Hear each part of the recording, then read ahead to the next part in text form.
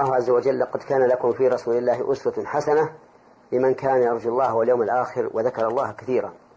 وليس من هدي النبي صلى الله عليه وعلى آله وسلم أنه كان إذا فرغ من القراءة دعا، بل قد ثبت عنه صلى الله عليه وعلى آله وسلم أنه قرأ عنده عبد الله بن مسعود من سورة النساء، فلما بلغ قوله تعالى: فكيف إذا جئنا من كل أمة بشهيد وجئنا بك على هؤلاء شهيدا، قال النبي صلى الله عليه وسلم: حسبك.